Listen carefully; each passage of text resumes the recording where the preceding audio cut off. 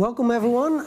Thanks Bill for the introduction about eSports. I'm going to talk about mobile eSports as well and some of the key trends and regions driving those growth. Some of the things might have a slight overlap with what Bill told us as well, but I think that's only good because that will make sure that you will remember it at the end of the day. My name is Wybe Schutte. I lead the business development team at Newzoo, and I'm located here in San Francisco. So let me see. So first, what do we know about esports? And Bill already asked a question about who knows League of Legends or Dota 2. When we see pictures or things about esports and full stadiums, it's always about one of these titles, which are all on PC. But the good news is that, and the interesting thing is that, there are a couple of new initiatives, new generations of esports titles coming up in the esports scene. And some of them are also on mobile. For example, Candy Crush. Activision Blizzard announced that they will have a competitive TV show around their game Candy Crush, as well as the announcement of Brawl Stars by Supercell. They announced it in a video showing the competition inside the game and showing it as a real esports title. But there are also other generation new sort of titles. Not all of them are on mobile. For example, Rocket League. It's very easy to understand, it's very easy to watch. And a very new one, it's currently still only on PC, is Battlegrounds Unknown. It's also an easy concept. It's 100 players start on a big map and the battle map shrinks over time, and it's all about who is going to survive the match, who's going to be the number one. It's a little bit like the movie The Hunger Games or the TV show 1 Against 100. It's very easy to understand and it's very easy to watch. And that is one of the things that these games have in common if you compare it, for example, towards a game like League of Legends. The viewability is really accessible for a mass audience. And that ties also a little bit in from is, will mobile esports, will these new generation of titles bring esports to a truly global mass phenomenon? And today I would like to have a look at with you to esports and mobile esports from a couple of different angles.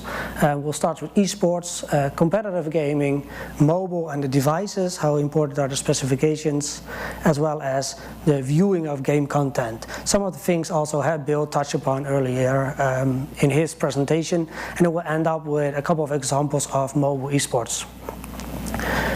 But first, what is Newzoo? We are a global market intelligence firm. We have, oh, did I do that?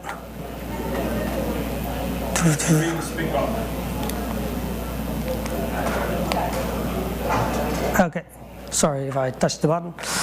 So we have a couple of focus areas. One is mobile, one is gaming, and probably it's in the presentation, but I will continue talking.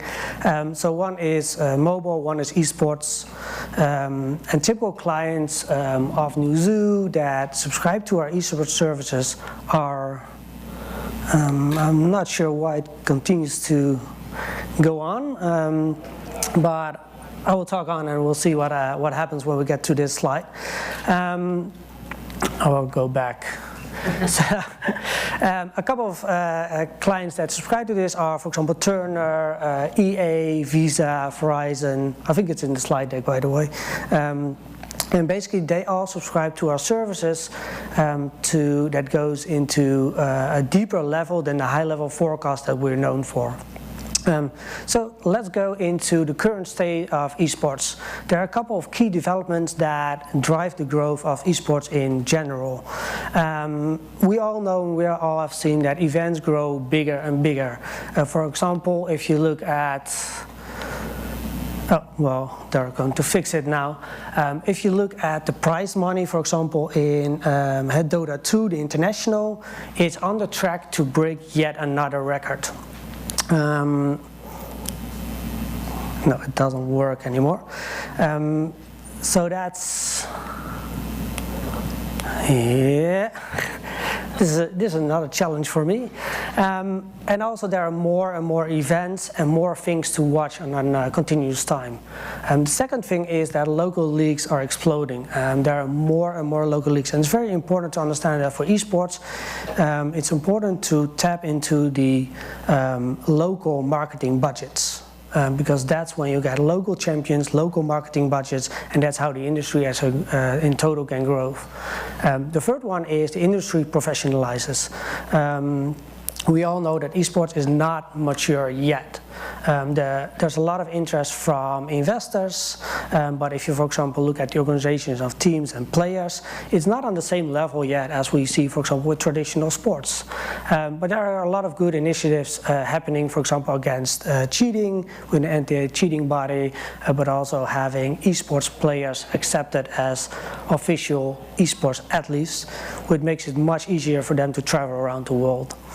A little bit about the esports audience and the economy, and Bill actually also used a couple of the numbers that we've put out.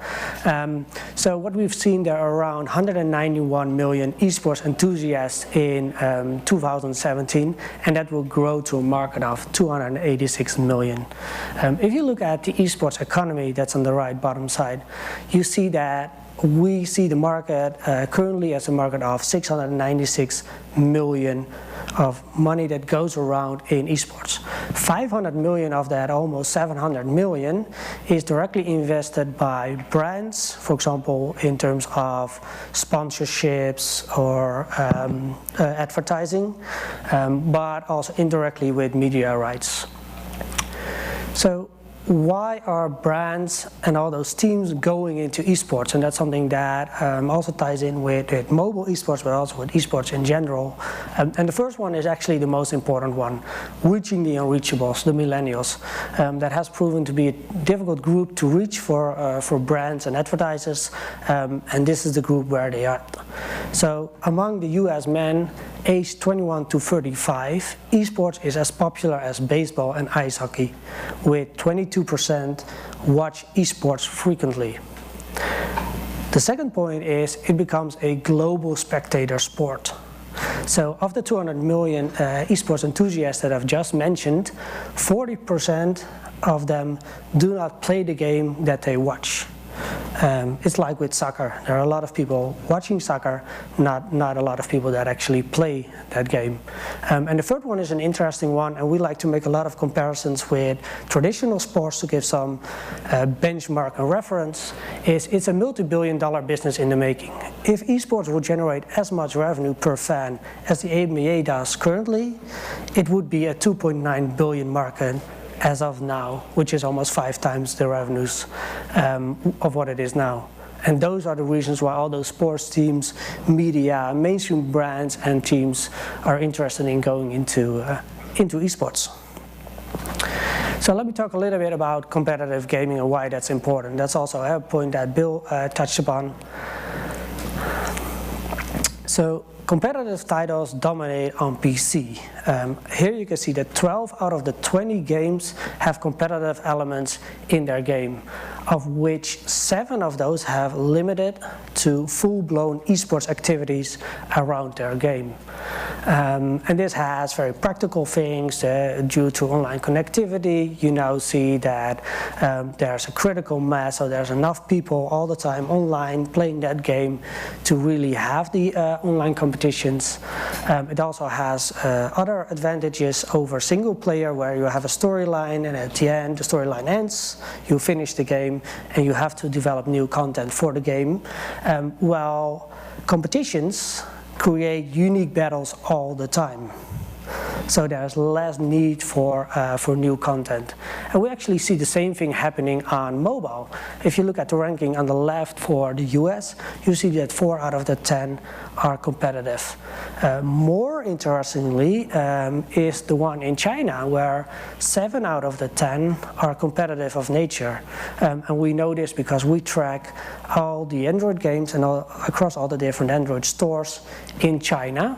And that's where we, for example, see the rise of King of Glory by Tencent, and I have an example of that one later on in the presentation as well. And Another example, and this reference to Bill again, the success of competitive gaming is the success of skills. People like to compete. This is the platform where people compete for real money. And the interesting thing is that most of the games that are in the skills platform are not your typical esports title. It's not like Vainglory or Brawl Stars just announced. No, it's the games like Bill said, bowling or solitaire or a bubble shooter. So that ties also a little bit into the question about professional mobile esports and just consumers liking to compete in games. So let's have a look at mobile and the mobile devices and all the specifications that make competitive gaming happening. So mobile device specifications definitely play a role when you look at competitive gaming. We're just seeing that in China and the US, competitive games are popular. But how does that look like, for example, if you look at mobile first or developing countries? Does it make sense to also publish your game in one of those countries? We work with a number of publishers, mobile publishers of competitive games, and we support them with understanding and analyzing and sizing the addressable market using technical specification as a starting point. For example, from that we know that 31.7% of active mobile devices in the West are high-end versus only 17.4% in the East. Definition of high-end? That's a very good question. You can see it here a little bit, and we can go from every different level. So what we've done for our clients is we could take, we can look at it from brands and models, but the more interesting part is that we look at it, for example, from the CPU used, screen size, those type of specifications needed for the type of analysis. And we can see that, for example, India is very hot. India actually surpassed the US in the number of smartphones actively used. But if your game has high-end specifications, then India is still a factor 3 lower than the US. So it's very important to understand the addressable market for your type of game, and if your game has high specifications. And of course, needless to say, if your addressable market in India is still a third of the market, it's still a very big market. So let's have a look at the last part of the 4 angles, and that's the viewing of game content. What's very important to understand is that esports draws in new viewers. There are a lot of gamers that only play the game and do not watch the game. There are also a lot of people that watch the game that never actually play the game, and there's a group that overlaps. What we do within Newzoo is we keep track of the ratio of fans. And here you can see what is very interesting, and sort of the key takeaway from this slide is that a third of the gamers that play one of the 3 franchises, so League of Legends, CSGO or Dota 2, they play one of those franchises, but they also watch one of those franchises. The majority of the group, 45% on the left, only plays one of those 3. Well, there's a small group, also, well, still sizable, 23% that only views one of those games. And there's a similar thing happening in, for example, the type of content. There was a question at the end of the presentation, the previous one, about Twitch. If you look at the content on sites like Twitch, only a small part of the content is professional esports content, and that's the left side of the bars. The majority of the content on sites like Twitch is consumers streaming and consumers watching other people play, like the example of Candy Crush. And this is also very important to understand, that there's a large group that likes to play. So if you look at mobile esports and professional mobile esports, I think it's a very interesting discussion to have about, okay, what do we define as mobile esports? And I think that personally that professional mobile esports, where we fill up stadiums and that sort of things, is a different definition and also a different discussion. So we talked a little bit about esports, where we stand at the moment. We talked a little bit about competitive gaming. We talked a little bit about the mobile devices and the specifications and the viewing of game content. So the big question now is, will esports, and professional esports especially, will that develop into something that fills up stadiums and have $1 million prize pools? And the good news is we see things happening that hint into that direction. For example, a couple of things that already happened is Vainglory, Super Evil Megacorp. They organized a complete event around their World Championship in September already. You have King of Glory, that's the game that was the #1 in the China ranking, which now has a pro league that has started in China.